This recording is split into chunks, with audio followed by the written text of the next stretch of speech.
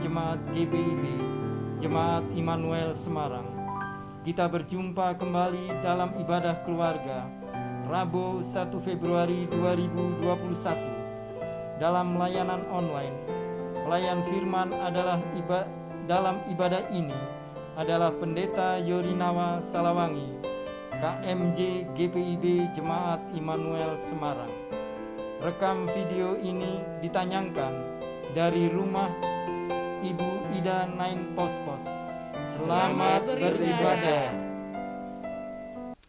Bapak saudara yang terkasih di dalam Tuhan yang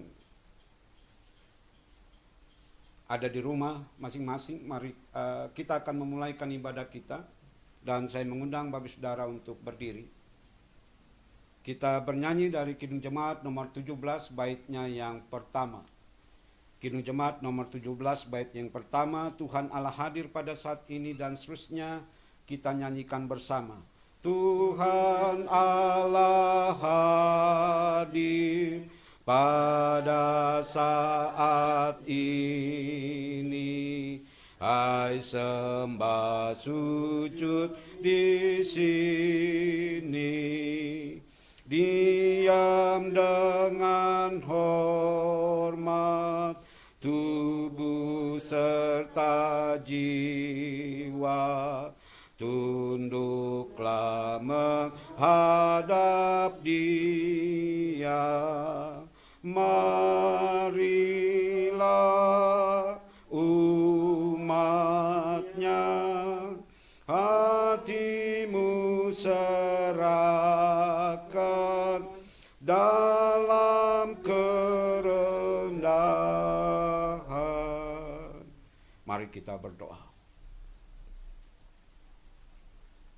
Ya Tuhan, Engkaulah Allah kami yang hidup dan rahmani.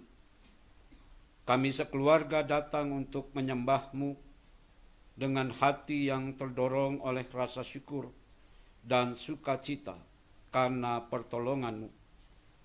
Sertailah ibadah kami, dan ketika kami membaca Alkitab, terangilah pikiran dan hati kami untuk merenungkannya, dan dalam pimpinan Roh Kudus kami dibenarkan dan memperoleh berkat-berkat-Mu.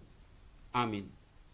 Masih dengan tetap berdiri, Bapak saudara yang terkasih dalam Tuhan, pembacaan Alkitab bagi kita pada malam hari ini terambil dari kitab Amsal pasal 20 ayat 4 sampai ayatnya yang kelima. Kitab Amsal pasal 20 ayat 4 sampai ayat yang kelima berkata demikian. Pada musim dingin si pemalas tidak membajak. Jikalau ia mencari pada musim menuai, maka tidak ada apa-apa. Rancangan di dalam hati manusia itu seperti air yang dalam, tapi orang yang pandai tahu menimbanya. Demikianlah pembacaan firman Tuhan. Yang berbahagia kita yang mendengarkan dan mau melakukannya dalam hidup beriman. Haleluya. Haleluya. Haleluya. Haleluya.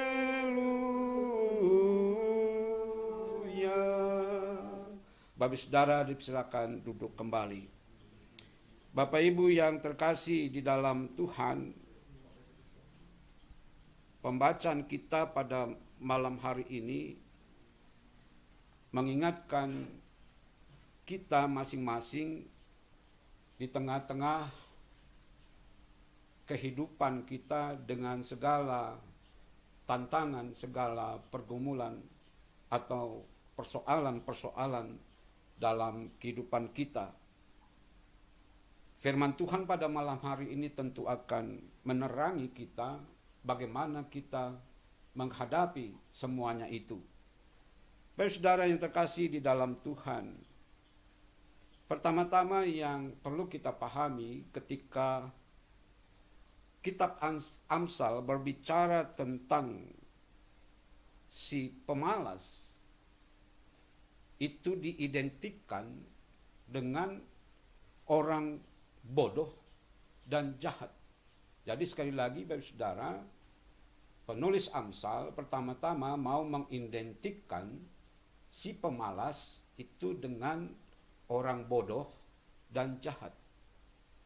Bapak Saudara yang terkasih dalam Tuhan, kalau kita melihat dalam konteks bacaan kita, maka si pemalas yang dimaksud di dalam kitab Amsal dalam bacaan kita pada ayat 4a di sana dikaitkan dengan soal atau di bidang pertanian, karena di sana disinggung soal membajak.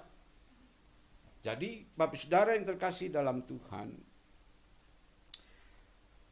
jadi si pemalas terkait dengan soal pertanian itu bicara tentang membajak, menabur, dan menuai. Bahkan bicara tentang makanan dan makan. Bapak Saudara yang terkasih dalam Tuhan, di Palestina itu memiliki dua musim. Yang pertama musim panas yang sangat kering. Dan dalam kondisi musim panas itu terjadi sekitar bulan Mei sampai bulan September dalam kalender kita. Kemudian yang kedua musim hujan. Kalau tadi musim kering sangat panas, maka pada musim hujan itu sangat dingin. Jadi begitulah musim yang ada di Palestina. Musim hujan yang begitu dingin itu terjadi pada bulan Oktober sampai April. Jadi kalau diringkas saja Bapak Saudara, dua musim yang dimiliki oleh wilayah Palestina itu musim panas dan musim dingin, atau musim tabur dan musim tuai. Jadi ada dua musim seperti itu. Nah, Bapak Saudara yang terkasih dalam Tuhan, kalau kita bicara tentang bidang pertanian di daerah Palestina, agaknya memang mereka memiliki kendala-kendala yang sangat serius. Yang pertama, Bapak Saudara, bahwa secara geografis tanah di Palestina itu berbukit-bukit dan berlembah. Jadi tanah atau secara geografis dia berbukit-bukit dan berlembah itu merupakan satu tantangan tersendiri Bapak Ibu. Nah kemudian yang menjadi tantangan kedua, ya tentu kalau tadi sudah kita bicara tentang musim, maka yang menjadi tantangan paling berat adalah ketika musim hujan yang sangat dingin. Ini menjadi tantangan yang terberat bagi para petani yang ada di Palestina. Nah, oleh karena tantangan yang begitu berat, Bapak Ibu Saudara yang terkasih dalam Tuhan, mereka malas. Malas untuk bekerja keras, menghadapi lapangan yang hujan dan dingin, berbukit dan berlembah. Sekali lagi itu yang membuat mereka menjadi malas dan tidak mau bekerja keras. Bapak Saudara yang terkasih dalam Tuhan, artinya bahwa bukan mereka tidak membajak. Mereka tetap membajak tanah-tanah sawah mereka atau ladang mereka. Tetapi mereka tidak bersungguh-sungguh. Tidak bersungguh-sungguh untuk mengerjakan lahan mereka. Bahkan mereka tidak mengurus tanamannya karena sekali lagi hujan yang dingin. Jadi mereka membajak, menanam, lalu mereka tinggalkan saja. Begitu. Maka Bapak Saudara yang terjadi adalah pada musim tuai, kalau dalam konteks kita kan namanya musim panen.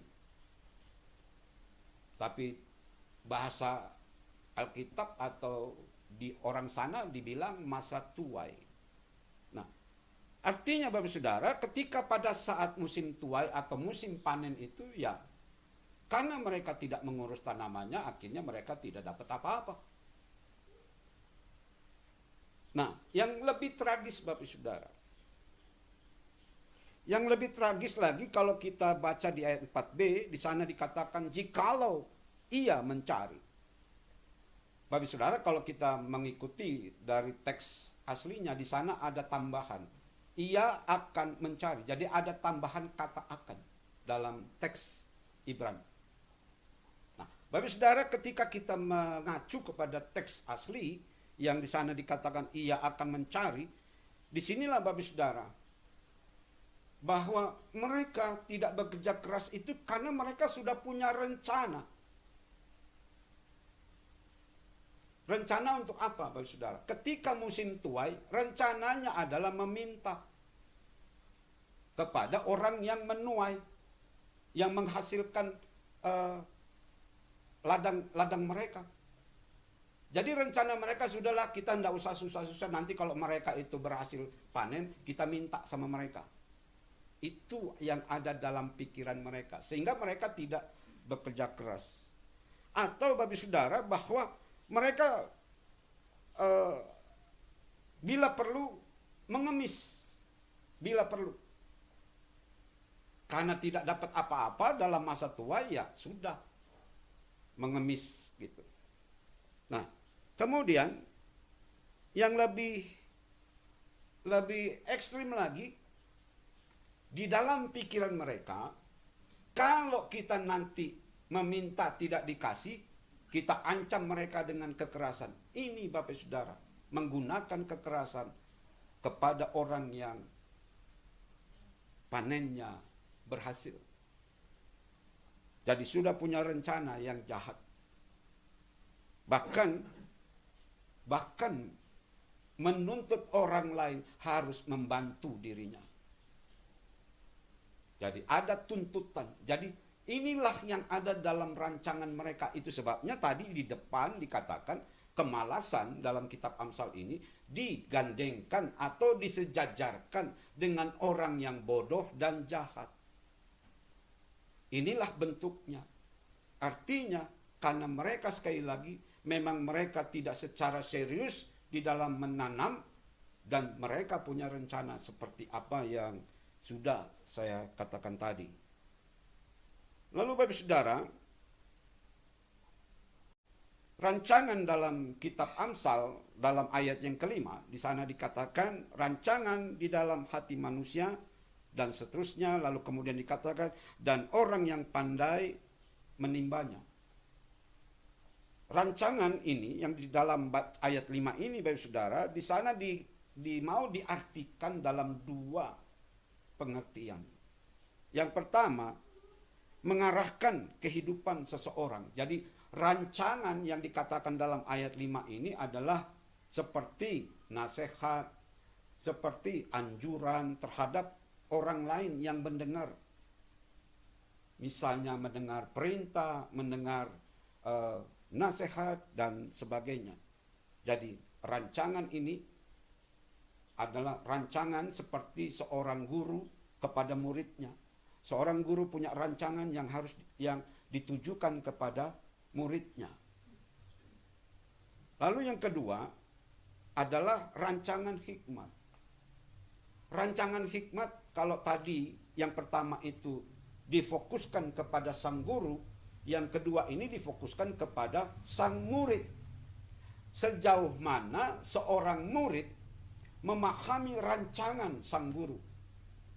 Dibutuhkan, tadi itu sebabnya dikatakan dalam ayat yang kelima, orang yang pandai, dia mampu menimba dari apa yang dirancangkan oleh sang guru. Bapak Saudara yang terkasih dalam Tuhan, dan bicara tentang hikmat, maka kalau kita bicara tentang hati Bapak Saudara, atau seringkali di dalam kehidupan kita sehari-hari ada suara hati kita yang menegur kita. Jangan. Suka begitu enggak Bapak Ibu? Suka mendengar seperti suara itu ya. Nah sebenarnya Bapak Saudara, itulah yang dikatakan tentang hikmat. Hikmat itu bicara tentang pikiran kita yang terpusat di dalam hati kita yang terdalam. Jadi pikiran kita ternyata bukan hanya di kepala, tetapi juga ada di dalam hati kita yang terdalam. Nah, biasanya pikiran kita yang paling dalam itu lebih bicara tentang hikmat. Jadi itu sebabnya orang yang pandai Dia mampu menimba dari kedalaman hikmat. Jadi orang yang mendengarkan suara hati, ketika dia sudah mendengarkan ajaran sang guru, orang yang pandai dikatakan oleh kitab Amsal adalah orang yang mampu menimba hikmat, menimba sari, kalau bisa dikatakan mendapatkan sari dari pengetahuan yang diberikan oleh sang guru. Itu orang yang pandai. Artinya begini, kalau ada orang menerima nasihat, lalu dia tidak berubah, menurut Bapak Ibu, dia orang bodoh atau orang pandai berdasarkan kitab Amsal ini? Menurut Bapak Ibu, sekali lagi, ketika orang mendapatkan nasihat, tapi dia tidak berubah, menurut Bapak Ibu, sekali lagi, dia orang bodoh atau orang pandai menurut kitab Amsal ini. Sekali lagi, orang yang pandai adalah orang yang mampu menimba hikmat dari kedalaman hati kita.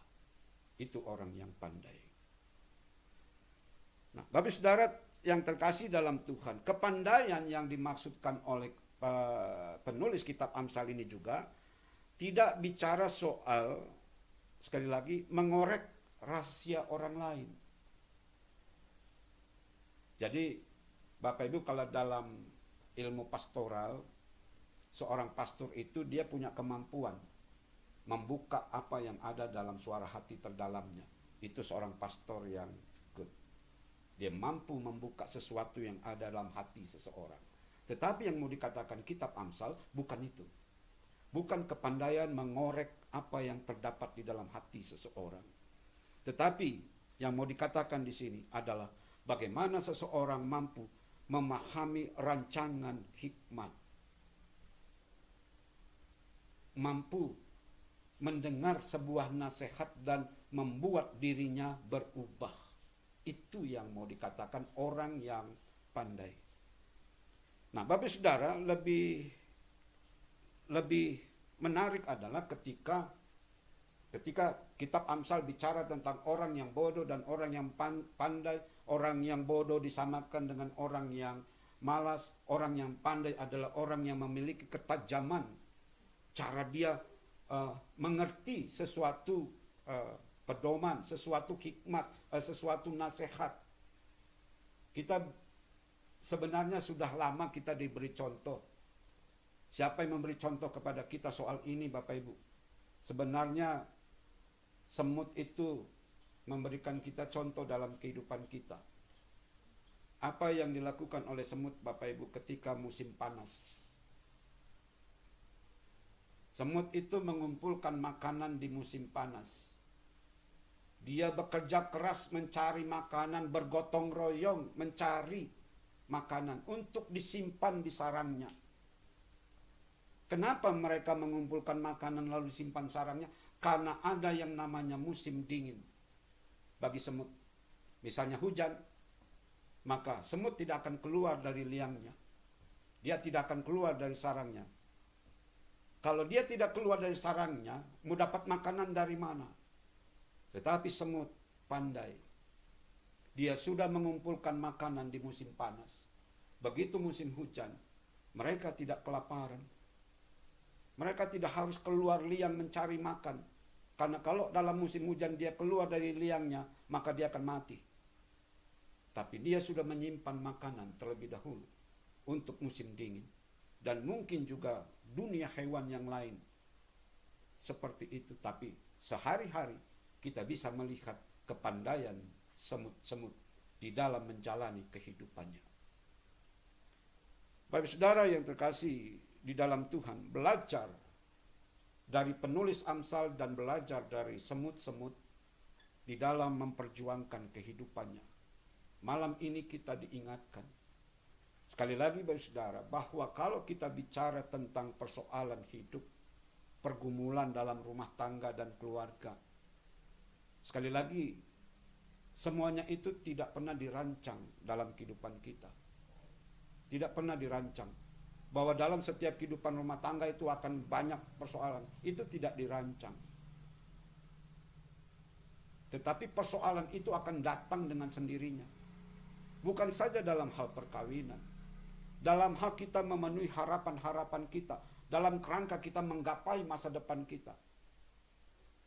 Persoalan-persoalan akan muncul begitu saja dalam kehidupan kita.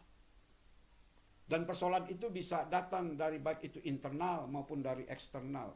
Bisa datang dari dalam diri kita sendiri, dari dalam keluarga sendiri, tapi bisa juga dari dunia luar yang mempengaruhi kehidupan kita di dalam menghadapi pergumulan-pergumulan. Nah, itu sebabnya Bapak Saudara, realitas kenyataan dalam hidup siapapun tidak dibeda-bedakan, tidak ada yang kecuali. Siapapun, setiap orang selama dia hidup pasti dia akan menghadapi yang namanya persoalan hidup. Mau pejabat besar, mau orang kecil, mau orang yang ada di tengah-tengah, sama akan selalu menghadapi persoalan-persoalannya.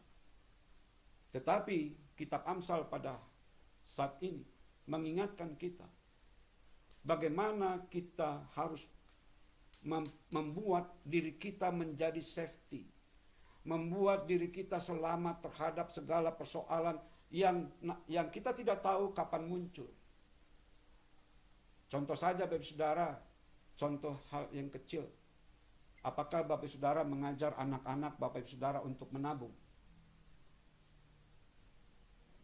Ada yang mengajar anak-anaknya untuk menabung, tapi ada juga banyak mungkin yang tidak mengajar anak-anaknya untuk menabung. Atau sekarang dikenal dengan, kalau orang tua lebih kenal dengan dunia asuransi. Saya bukan orang asuransi. Saya tidak menawarkan asuransi apapun.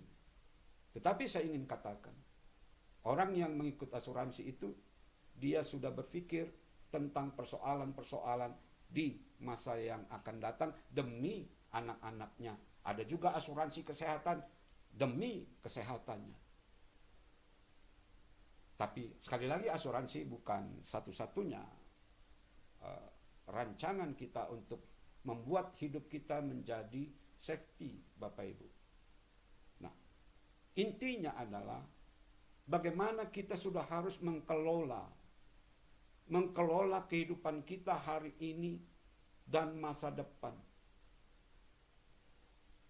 Lalu Bapak Saudara, nasihat yang paling harus kita dengar dalam kehidupan kita, baik dalam kehidupan spiritualitas kita, baik dalam kehidupan keimanan kita, maupun dalam menghadapi realitas-realitas hidup. Sebenarnya Alkitab kita begitu banyak memberikan jalan yang terbaik buat kita, untuk masa depan kita, untuk segala persoalan kita. Alkitab memberikan kita banyak jawaban. Alkitab banyak memberikan kita contoh-contoh kehidupan. Hanya persoalannya Bapak Saudara, Alkitab sekarang ini sudah tidak menjadi satu pedoman lagi. Alkitab hanya kita bawa pada saat-saat kita beribadah, atau Alkitab kita bawa saat-saat kita membaca Alkitab dalam ibadah. Tapi selebih daripada itu, kita tidak bekerja keras untuk selalu membaca firman Allah. Tidak selalu. Tapi kitab Amsal malam ini mengingatkan kita, perlu perjuangan juga. Tidak usah kita berpikir tentang sesuatu yang besar. Kita mulai dari yang kecil, membaca Alkitab. Bagaimana kita memperjuangkan diri kita untuk dapat selalu setia membaca Alkitab yang isinya begitu banyak pedoman dalam hidup kita. Tapi itu kita tinggalkan. Tapi sekali lagi kata kitab Amsal, orang yang pandai adalah orang yang selalu mendengarkan, orang yang setia, orang yang taat mendengarkan, dan dia mampu menangkap pesan-pesan dari baik itu nasihat maupun apa yang dikatakan oleh firman Allah. Jadi Bapak Saudara, bagaimana malam hari ini kita diajak untuk mengasah hati kita, mengasah pikiran kita dengan tekun, melalui tentunya bagi kita sebagai Kristiani, pedoman yang paling sangat berharga buat kita adalah firman Allah. Jadi bagaimana kita mengasah sekali lagi hati kita, pikiran kita ketika kita berhadapan dengan firman Allah. Banyak orang yang sekarang yang lebih banyak menggunakan rasionalisasi. Ketika dia berhadapan dengan firman Allah, seakan-akan tidak masuk akalnya. Sehingga firman Allah tidak lagi dibaca. Karena bagi dia tidak masuk akal. Bapak saudara, hikmat yang dikatakan oleh kitab Amsal, kadangkala itu datang bukan sesuatu yang masuk dalam akal kita. Tetapi sekali lagi, firman Allah yang diperhadapkan kepada kita harus dengan tajam kita terima, kita pahami, kita mengerti, dan tentunya kita lakukan. Bapak saudara yang terkasih dalam Tuhan, mungkin secara rasional apa yang dikatakan oleh firman Allah itu sesuatu yang mustahil bagi kita. Mustahil bagi orang yang pintar secara intelektual. Tapi kuasa Allah kadangkala tidak mampu dicerna. Orang yang punya intelektual yang setinggi apapun tidak mampu mencerna apa yang Allah lakukan. Itu sebabnya apa yang mustahil bagi manusia, bagi Allah tidak ada yang mustahil. Jadi Bapak saudara, pesan firman Tuhan malam ini, bagaimana sekali lagi kita mengasah, bekerja keras, mengasah hati dan pikiran kita untuk mendapatkan, mencerna sebuah hikmat yang menyelamatkan kita dari kehidupan yang penuh dengan tantangan. Jadi Bapak saudara, sekali lagi kitab Amsal pada malam ini mengajak kita bagaimana kita menjadi setia dan taat di dalam kita menjaga kehidupan kita melalui firman Allah. Tuhan memberkati kita semua. Amin.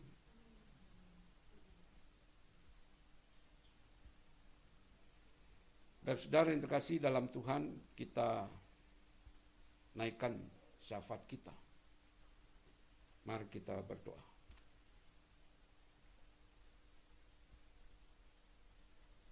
Ya Tuhan, ya Bapa, terima kasih atas firman yang telah diperdengarkan kepada kami. Terima kasih kalau Engkau ajar kami untuk kami lebih bekerja keras, lebih bersungguh-sungguh di dalam memikirkan tentang masa depan kami. Untuk secara sungguh-sungguh memikirkan segala persoalan-persoalan, pergumulan dalam hidup kami. Untuk itu ya Tuhan ya Bapa, mampukan kami memiliki kecermatan di dalam merespon, di dalam menanggapi setiap firman Tuhan yang tertabur dalam kehidupan kami.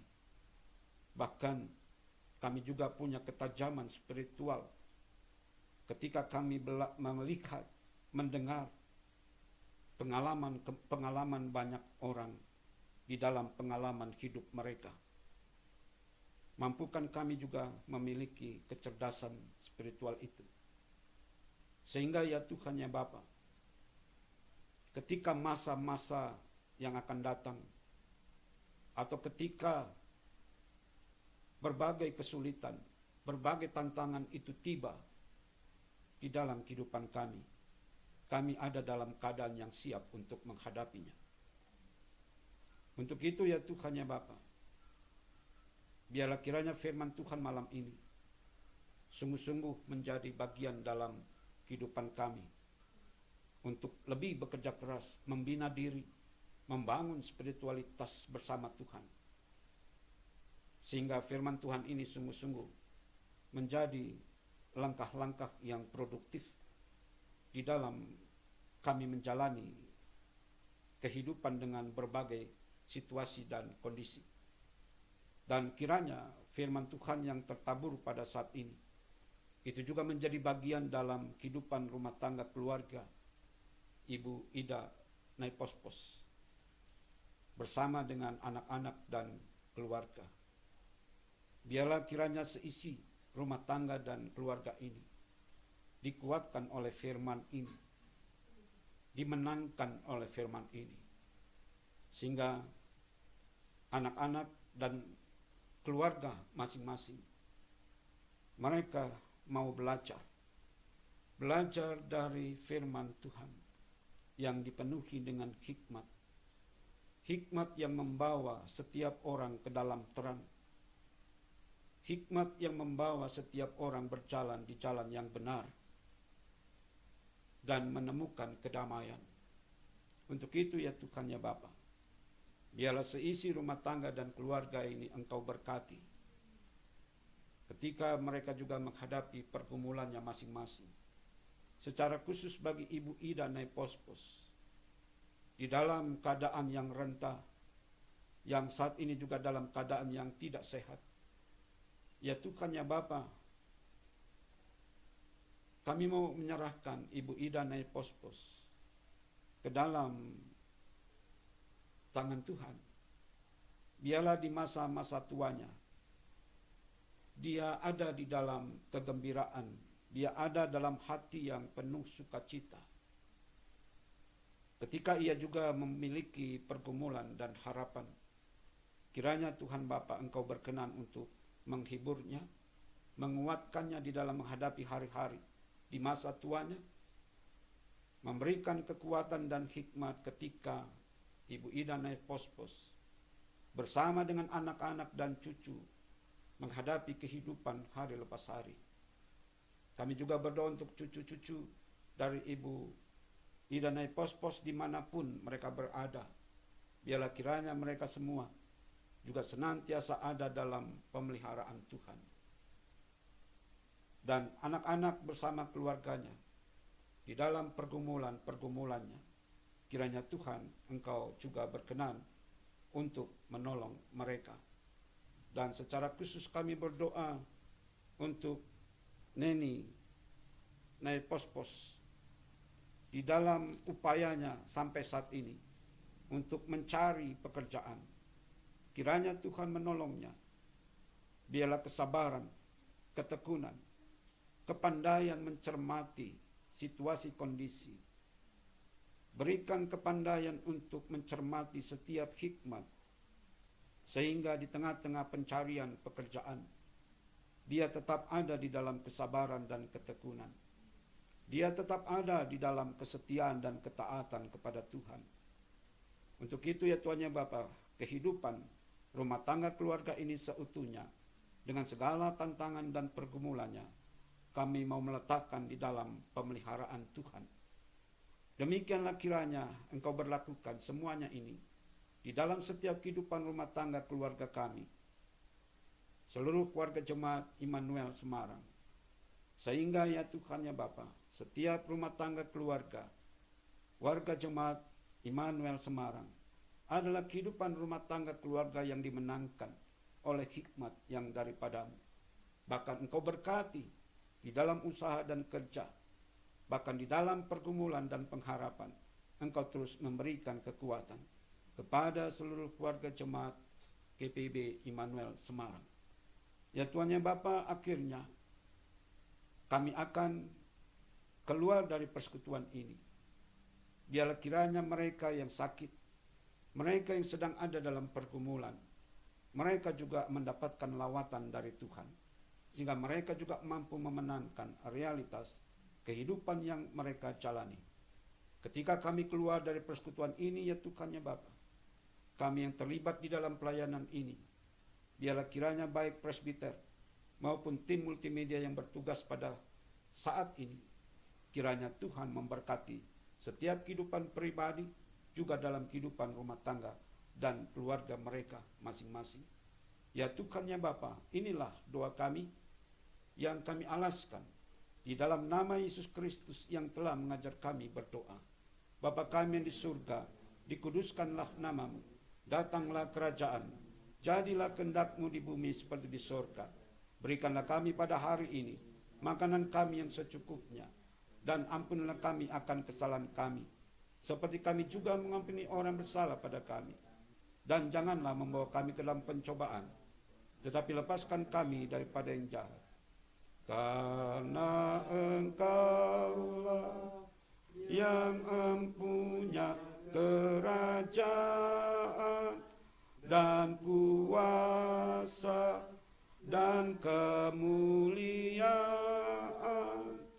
sampai selama-lamanya.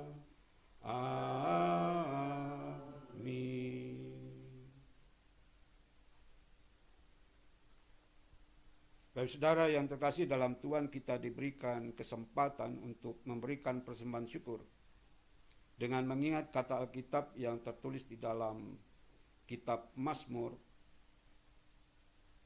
pasal 146 ayatnya yang kedua.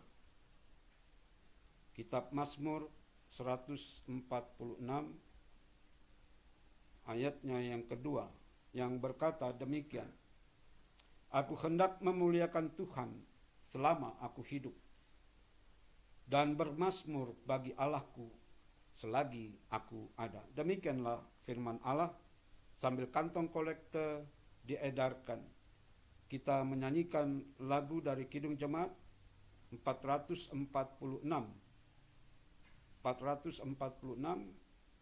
baitnya yang pertama. Setialah kepada Tuhanmu, hai kawan yang penat. Setialah kepada Tuhanmu, hai kawan yang penat. Setialah, sokongannya tentu di jalan yang berat. Kan datang Raja yang berjaya, menolong orang yang percaya. Setialah.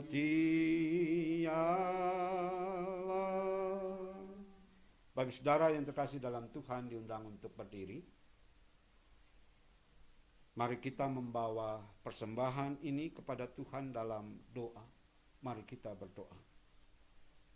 Inilah persembahan yang kami bawa kepadamu dari hati yang sungguh bersyukur dan bersukacita atas kelimpahan berkat di tengah keluarga kami. Berkenanlah Engkau menerima dan menguduskannya. Biarlah persembahan ini hanya untuk kemuliaan nama-Mu. Amin.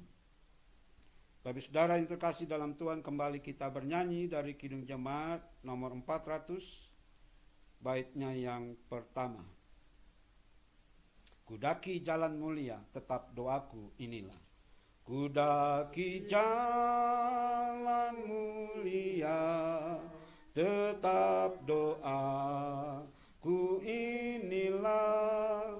Ke tempat tinggi dan teguh, Tuhan mantapkan langkahku.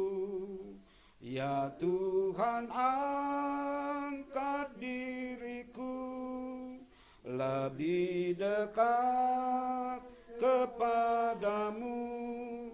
Di tempat tinggi dan teguh, Tuhan mantapkan langkahku.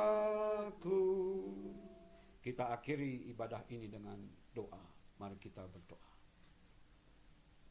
Ya Tuhan, kami akan keluar dari persekutuan ibadah ini.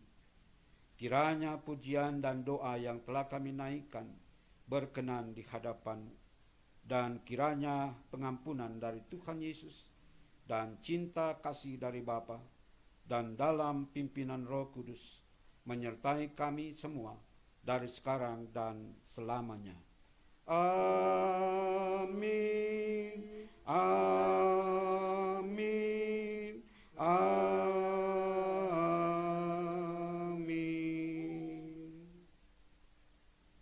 Dengan demikian ibadah kita selesai. Bapak saudara dipersilakan duduk kembali.